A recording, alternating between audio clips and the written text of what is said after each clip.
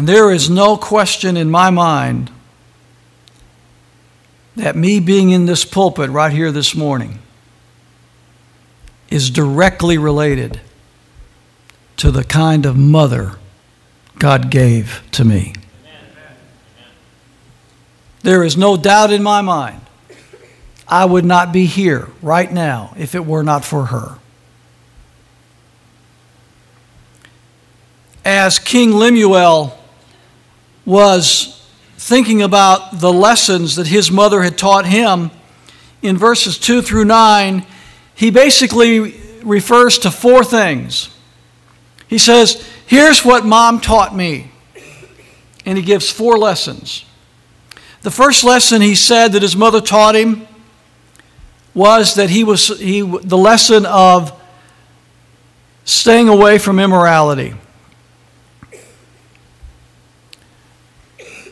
Give not thy strength unto women, nor thy ways to that which destroyeth kings. What is it that destroys kings? Sexual immorality destroys kings. Sexual immorality destroys men. It destroys careers. It destroys families. It destroys hopes. It destroys dreams. It destroys children. How many men have fallen to the sin of sexual immorality?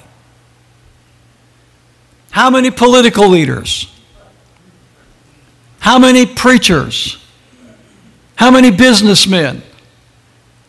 How many law enforcement officers? How many military officers? How many men have fallen victim to sexual immorality? Sexual immorality has probably destroyed the careers, the lives, the homes of more men than perhaps any other single entity. The first lesson that the king's mother taught him was stay away from sexual immorality. Guard your heart. Watch out for lust. Watch out for those members of the opposite sex that would entice you away from your wife, that would entice you into sinful activity. Because it's not just you that will suffer. Your wife, your children, your friends, your co-workers, everyone will suffer when you fall prey to sexual immorality. And we are living today in the United States in perhaps the most promiscuous, adulterous generation in the history of our country. Even in our churches, adultery, fornication are rampant. Lust and the desire for aberrant sexual activity has never been greater. You better watch it, sir. You flirtatious men out there in the office place, out there on your business trips, out there at the shop or wherever you are around, and you think it's cute, and you think you're somehow or another extending your masculinity or preserving your masculinity or whatever you got going on in that carnal brain of yours, you better watch it. 1 second after you get up from that adulterous bed, you're going to regret it for the rest of your life. And you're going to pay for it for the rest of your life.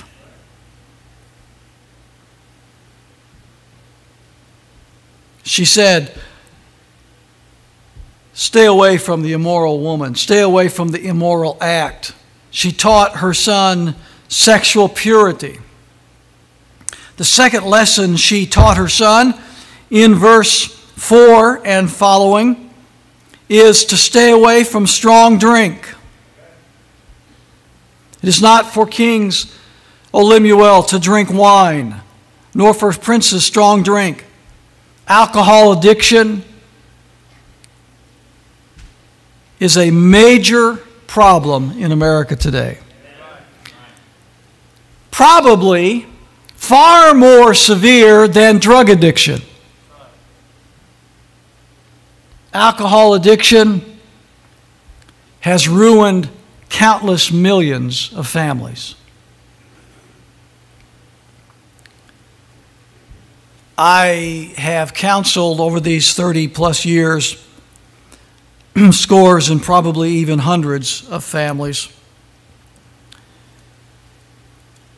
I've been often asked, what's the number one reason for divorce? And there are several reasons that are common. Sexual immorality is a common reason. Adultery will often break up a family. Money will often break up a family. No, not the lack of it. The arguing over it. The mispriority of it. Making money a higher priority in your family than it ought to be. Loving it. Living for it.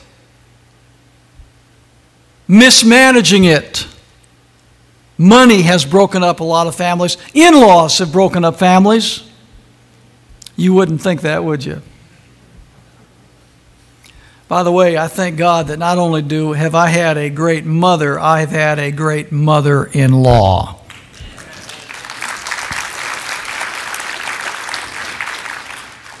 If you have not only a great mother, but a great mother-in-law, you are doubly blessed, and I have been all these years. Sex has broken up marriage. The misuse of it, the wrong attitudes regarding it, all those have contributed to the breakup of certain families. But I got to tell you, in over 30 years of marriage counseling, I can tell you unequivocally and dogmatically that the number one cause of breakup of marriages is liquor. Booze is the number one cause of the ruination of the modern American home.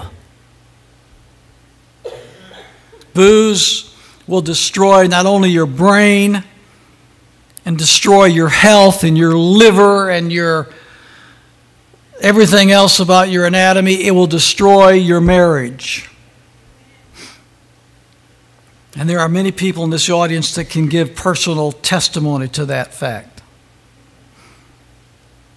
The third lesson she taught him is in verse 8, that he was to stand as king and as a leader in defense of those that are being destroyed,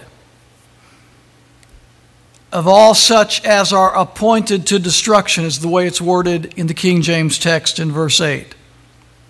If King Lemuel lived today, his mother would be talking about